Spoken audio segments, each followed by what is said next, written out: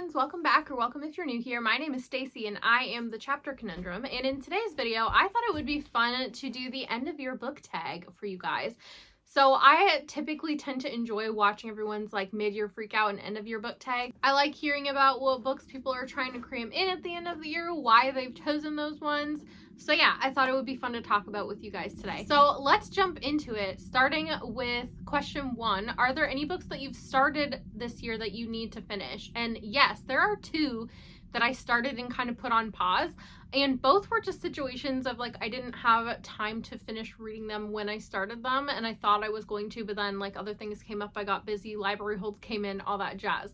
So the first one of those I've actually already picked back up, started over, and am progressing with currently, and that is The Trial of Rooker Flynn by Air Witham. This is the second book in the Locke Institute trilogy, and so far I'm enjoying this one. I definitely am excited to finish out this series, and I liked seeing some of the more backstory moments that we've gotten in the beginning of this one so far. The second in this category for me is Her Last Move by John Mars. This was, I think, our John Mars read-along from like July, and I just haven't had time to sit and read it on my Kindle yet, with all of the other buddy reads and read-alongs and library loans I've been trying to get to. But I have high hopes for this one for sure. I think the premise of this one is one of his more intriguing ones, and it's described as kind of like a cat and mouse type situation, which I tend to really enjoy in a thriller. So I'm looking forward to this one. I think with this one I do need to start at the beginning because it's been so long now since I started it and I don't remember all the details. But yeah, definitely that one as well. So question 2 is, do you have a book to kind of transition you into the cooler weather or to the end of the year? And yes, I had a couple of them, and I've actually just finished one of them last night. So some Christmas romances for me, because if I own them, I mean, when am I going to read them if not in December, right? These seem like the perfect end of year transition, kind of getting into the winter vibes books for me. So Holiday Romance by Catherine Walsh and Love Light Farms by B.K. Borson were those for me this year. And like I said, I just finished Love Light Farms last night, and I finished this one probably about a week ago. So yeah, happy to say I've at least gotten those done. Question 3 is there a new release that you're still waiting on, or an anticipated release that you haven't gotten to yet? And yes, I don't think there's one that I'm waiting to come out in the next 2 weeks, but there are several that I have been anticipating and just haven't gotten to yet.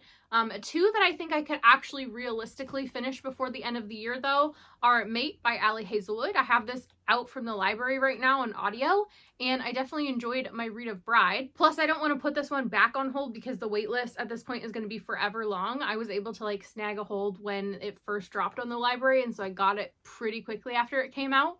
And at this point, like if I don't get to it, it's gonna wait a long time and I'm gonna have forgotten a lot of things from Bride. So definitely I want to try and get to this one. And the other one is Volume 8 in I Hate Fairyland, so Happy Endgame. And this is a fun graphic novel series that follows Gertrude as she's stuck in Fairyland and trying to get out.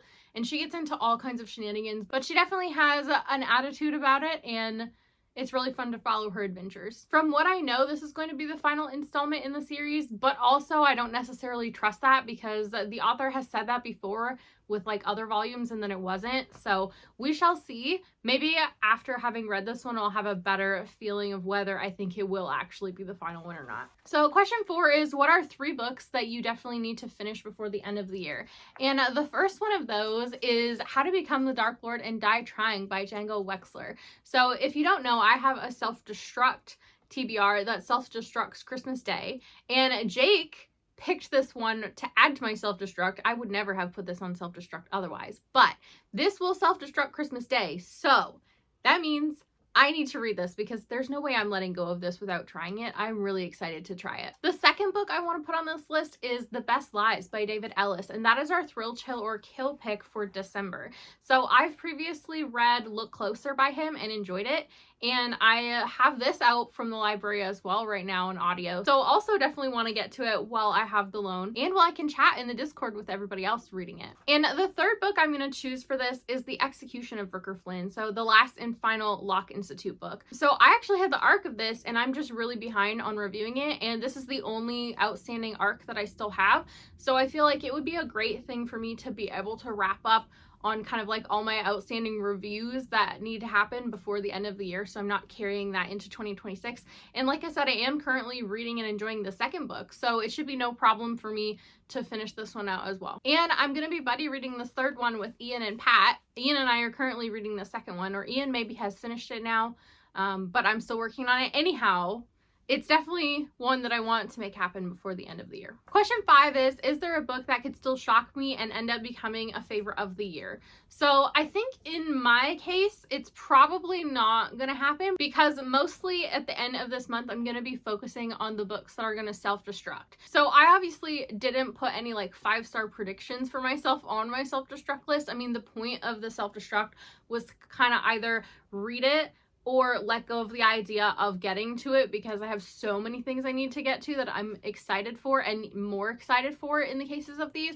Now, it is possible that some of them could surprise me, but to kind of become the favorite of the year and beat out what my current favorite is, I really just don't see that one happening. This might be the only chance, I think. And I just don't know enough about it to know whether it has the potential. I know that it's humorous and kind of like subverts expectations and typical tropes, which I tend to like, and I also tend to like other things that are kind of like in this vein. But I also kind of see this as more of like a fun, entertaining read, and not necessarily like a hard-hitting one that's going to stick with me. And typically my favorites are ones that I have a very memorable reading experience with for one reason or another, and typically that reason is it hurt me. Like, it made me feel all kinds of ways, it made me upset, or I just had like so many interesting theories that I could pull out of information, and I was trying to piece foreshadowing together. I mean, those are the kind of things that make favorite books for me, and I just don't think like anything remaining on my TBR this year is kind of gonna be in one of those. And the final question, question 6, is have you started making plans for next year? And yes, absolutely I have.